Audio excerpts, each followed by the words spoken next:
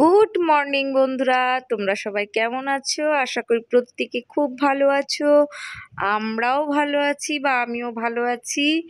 তো দেখো, এখন সকালবেলায় ঘুম থেকে ওঠার পরেই আমি ভিডিও করতে পারিনি, কারণ আমার মেয়েকে স্কুলের জন্য রেডি করতে হয়েছে। মেয়ে স্কুলে টিফিন বানিয়ে টানিয়ে দিয়েছি, তারপরে আমি ঘরটর ঝাড় দিয়ে আমি এখন ঘর মুছতে এসেছি। মেয়েকে তো ওর বাবা স্কুলে দিয়ে আসছে, আর আমি এই ফাঁকে তাড়াতাড়ি করে ঘরটা মুছে নিচ্ছি। কারণ কেন জানো তো, যেই স্কুল থেকে দিয়ে ওর বাবা আসবে, এসে চাটা খাবে, খেয়ে তারপরে ব্যবসার কাজে বেরোবে।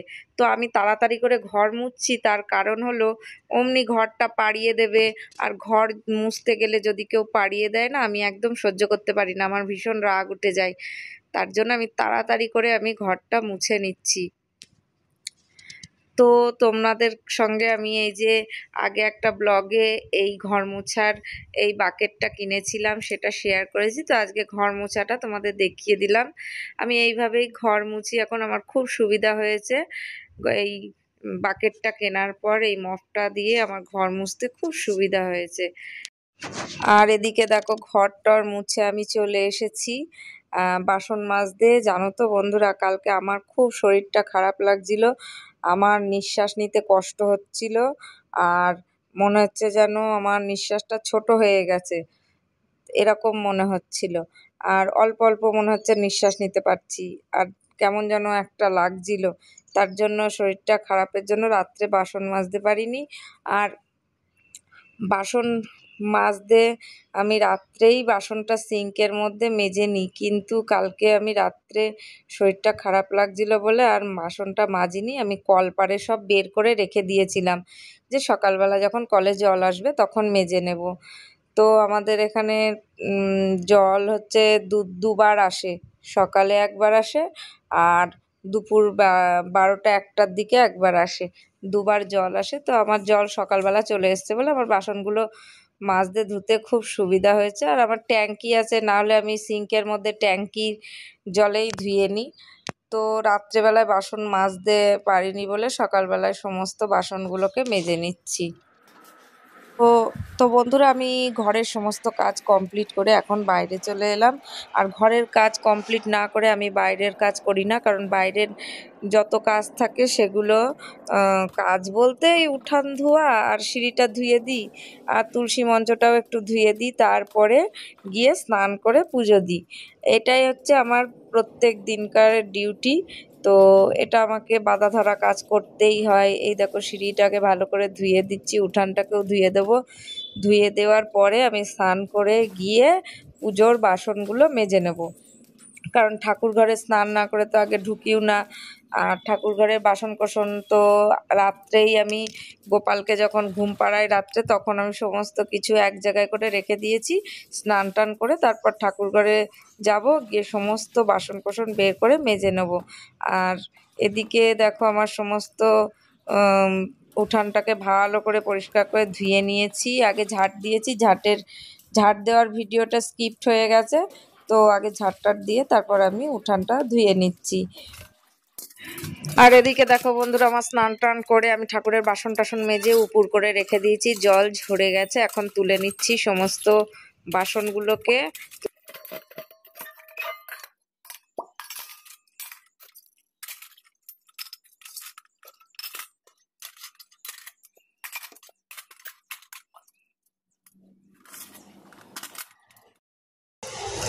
তো বন্ধুরা, আমার স্নান টান কমপ্লিট হয়ে গেছে, ঠাকুরের বাসন টাসন মাজাও কমপ্লিট হয়ে গেছে। এখন আমি পুজো দিতে বসবো। তো এই দেখো, সমস্ত ঠাকুরের বাসনগুলো আমি নিয়ে যাচ্ছি, আর পুজো দিতে বসবো। গোপাল সোনা, উঠে পড়ো, সকাল হয়ে গেছে, উঠে পড়ো। ওই যে গোপাল সোনা উঠে বসে পড়লো এখন। তো বন্ধুরা, গোপাল তো ঘুম থেকে উঠে পড়েছে। এখন আমি সমস্ত ঠাকুরকে মুছিয়ে নিচ্ছি, মানে স্নান করানো বলে এটাকেই। সমস্ত ঠাকুরকে সুন্দরভাবে মুছিয়ে টুছিয়ে নিচ্ছি। তারপরে এদিকে গোপাল স্নান করবে, তার পাত্রের মধ্যে একটা আমি তুলসী পাতা দিয়ে দিলাম, আর ঘটির মধ্যে একটা তুলসী পাতা দিয়ে দিলাম। এই তুলসী পাতা দিতেই হবে গোপালকে স্নান করাতে গেলে। একটা ফুলও দিয়ে দিলাম। দেওয়ার পরে আমি গোপালের মন্ত্র বলে গোপালকে স্নান করিয়ে দিচ্ছি। তো বন্ধুরা, আজকে তো গুরু পূর্ণিমা। আজকে আমাকে একটু ভালো করে পুজো দিতে হবে, তো জানোই। তার জন্য আমি একটু সকাল সকাল উঠে সমস্ত কাজকর্ম কমপ্লিট করে আমি পুজোয় বসে পড়েছি, পুজো দিতে। মেয়ে স্কুলে চলে গেছে, ছেলে এখনো বই পড়ছে ওখানে, আর আমি এদিকে পুজোয় বসে গেছি। আর ওর বাবা চলে গেছে ব্যবসার কাজে দোকানে। তো বন্ধুরা দেখো, এই যে আমার গাছে এই ফুলগুলো হয়েছে। আমার বাইরে থেকে ফুল আনতে যাওয়ার লাগে না। দেখো কত রকমের ফুল, কাঞ্চন ফুল। এগুলো হচ্ছে কাঞ্চন ফুল, জানো তো। এগুলো সাদা রঙের হয় না, আমার গাছে হয় হলুদ রঙের, আর সাদা রঙেরও হয়, ছাদের গাছে আছে। আর এ দেখো টগর, এ দেখো এই সমস্ত ফুল আমার গাছে থেকে আমি তুলে নিয়ে এসেছি। আর এই দেখো এদিকে আমশরৎ, বেলপাতা, দূর্বা, এখানে কোরিয়ার সুপারি, আর এদিকে কলা নিয়ে নিয়েছি। সমস্ত কিছু সাজিয়ে নিয়েছি, ভোগের থালাও সাজিয়ে নিয়েছি। এখন ভোগ নিবেদন করব আর ঘট পাতবো তোমাদের সঙ্গে সব। তো বন্ধুরা, আগে চন্দন বেটে নিই ভালো করে। সব ঠাকুরকে চন্দনের ফোঁটা দেব। সব ঠাকুরকে স্নান করানো হয়ে গেছে, এখন চন্দনের ফোঁটা দেব। আর মেয়ে ঠাকুর যেগুলো আছে তাদেরকে আমি সিঁদুরের ফোঁটা দেব, দিয়ে তারপরে আমি পুজো স্টার্ট করব। তো এদিকে দেখো চন্দনের ফোঁটা সমস্ত ঠাকুরকে আমি দিয়ে নিচ্ছি। সমস্ত ঠাকুরকে চন্দনের ফোঁটা দেওয়ার পর, তো বন্ধুরা দেখো আমি ঘটের মধ্যে স্বস্তিক চিহ্ন এঁকে নিচ্ছি। সুন্দর করে স্বস্তিক চিহ্ন আঁকা হয়ে গেলে তারপরে আমি ঘরটাকে স্থাপন করব কিভাবে দেখো। তো বন্ধুরা, এই যে ধান দুব্ব দিয়ে নিয়েছি। এইবার ঘরটাকে বসালাম। বসানোর পরে এবার আমশরতের মধ্যে আমি সিঁদুরের ফোঁটা দিয়ে দেবো। তো আমশরতটা আমি বসিয়ে দিয়েছি। আর এ দেখো জলপূর্ণ ঘট দেব।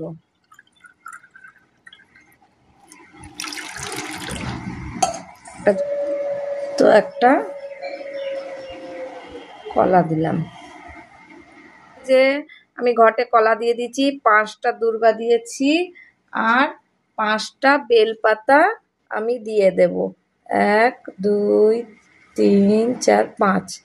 দেখো 5টা বেলপাতা আমি দিয়ে দিলাম। বেলপাতাগুলো যেন একেবারে নিখুঁত হয়, নিখুঁত দেওয়াটাই ভালো ঠাকুরের জন্য। এবার আমি ঘরটাকে সুন্দর করে সাজিয়ে নেব। জবা ফুল দেব। মা লক্ষ্মী সধবা, তো তাই মা লক্ষ্মী আয়স্তি মানুষ, তাই জবা ফুল দিলে খুব মা লক্ষ্মী পছন্দ করে। তো দেখো আমার ঘট কমপ্লিট হয়ে গেছে, সুন্দর করে সাজানো 5 রকম ফুল দিয়ে। আর এদিকে 5টা কড়ি আমি নিয়ে নিলাম। এই 5টা কড়ি ঘটের একদম নিচের দিকটায় সুন্দর করে সাজিয়ে দিলাম। তো ঘটে কড়ি দিতে হয়।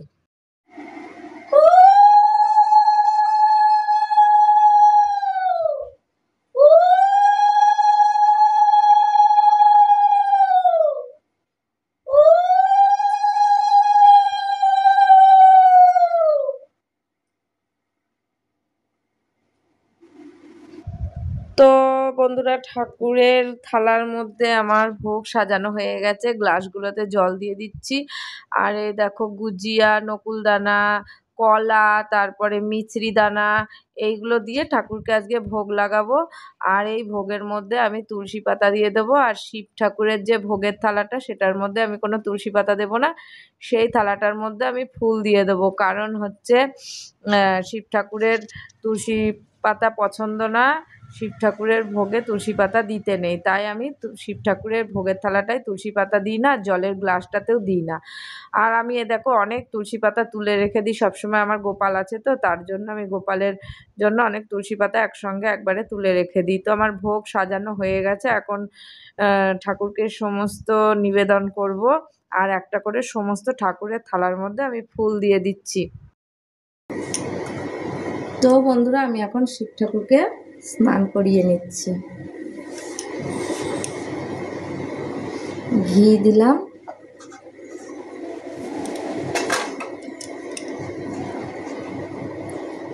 মধু দিলাম, ঘি মধুটা ভালো করে শিব ঠাকুরকে মাখিয়ে নেব। তো বলে শিব শিলাতন শিলে বাটন, শিব আছেন ঘরে, ওপর থেকে মহাদেব বলে গৌরী কীব্রত করে, আকন্দ ফুল বিল্লাপত্র তুলা গঙ্গার জল, তাই পেয়ে তুষ্ট হন ভোলা মহেশ্বর। ওং নম শিবায় নম, ওং নম শিবায় নম, ওং নম শিবায় নম, ওং নম শিবায় নম, ওং নম শিবায় নম, ওং নম শিবায় নম, ওং নম শিবায় নম। 7 বার ওং নম শিবায় বলে আমি শিবের মাথায় জল দিলাম। আর আমি এদিকে এই ত্রিশূলটাও একটু জল দিয়ে দিলাম। তো বন্ধুরা, আমার শিব ঠাকুরকে বেলপাতা পুষ্প নিবেদন করা হয়ে গেছে, মা সরস্বতীকেও ফুল নিবেদন করা হয়ে গেছে, তিনাথ ঠাকুরকে, মা তারাকে, সবাইকে, গোপাল, রাধা গোবিন্দ, বাবা লোকনাথ, সব ঠাকুরকে আমার পুষ্প নিবেদন হয়ে গেছে। এখন মা তারাকেও করে দিয়েছি। এখন এই দেখো, এখানে ঠাকুরের পাঁচালি আছে, পাঁচালির ওপর আমি ফুল বেলপাতা নিবেদন করে দিচ্ছি। মা লক্ষ্মীর পাঁচালিতে ফুল বেলপাতা নিবেদন করে দিলাম। এবার আমি পাঁচালিটা পরে নেব।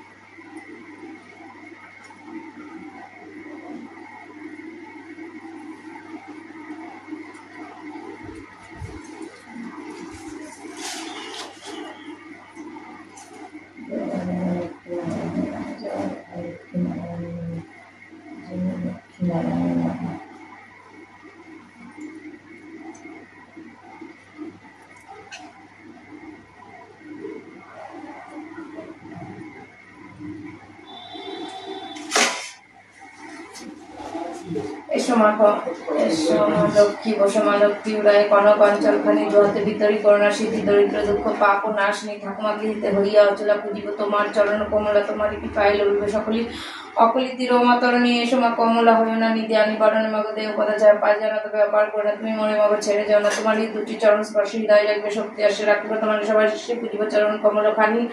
আমার পানে যাও করুণা দাও মগ শান্তি, তাপিত পরণে শেষের দিনে রেখো মা। প্রতি বৃহস্পতিবার ব্রতকথা দোল পূর্ণিমা নিশি, নির্মল আকাশ মন্দ মন্দ বইতেছে মলয় বাতাস, লক্ষ্মী মায়ের লয়ের সাথে দেবনারায়ণ মলয় পর্বতে বসি করে আলাপন শিকারে বিরাট করে এলো নরদমুনি যুগলে প্রণাম করি কইলেন তিনি। তো এইভাবে আমি সম্পূর্ণ পাঁচালিটা সুন্দর করে পড়ে নিলাম।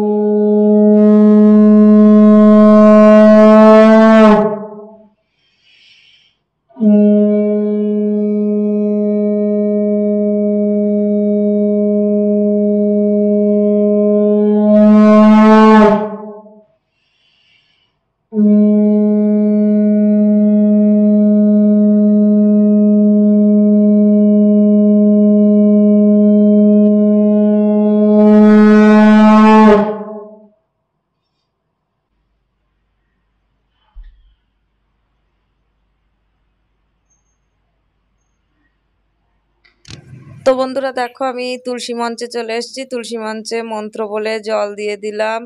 আর এখানে তুলসী মঞ্চের গায়ে অনেক ঠাকুর আছে, যেমন রাধা গোবিন্দ আছে, তারপরে লক্ষ্মীনারায়ণ আছে, পঞ্চ দেবতার ছবি আছে। তো আমার একটু ফুল শর্ট পড়ে গেছিলো, তাই আমি আবার ওইখানে গাছের থেকে দুটো ফুল তুলে আবার ঠাকুরকে দিলাম। এদিকে ধূপকাঠি এবং ধূপধুনা দিয়ে আমি আরতি করলাম, তুলসী মঞ্চে প্রণাম করে ঘরে চলে এলাম। তো বন্ধুরা, ঘরে আসার পর আমি সমস্ত ঘরে ধোঁয়া ছড়িয়ে দিচ্ছি। আর এই ধুনোর ধোঁয়া দেয়া খুব ঘরে ভালো, নেগেটিভ এনার্জি থাকে না। এইভাবেই আমি রোজ পুজো করি। তো বন্ধুরা, আমার পুজো কমপ্লিট হয়ে গেছে। যদি আমার এই ছোট্ট ব্লগটা তোমাদের ভালো লেগে থাকে, লাইক, শেয়ার এবং সাবস্ক্রাইব করো। আর দেখা হবে নতুন একটা কোনো ব্লগ নিয়ে। ততক্ষণের জন্য সবাই ভালো থেকো, সুস্থ থেকো। Bye bye.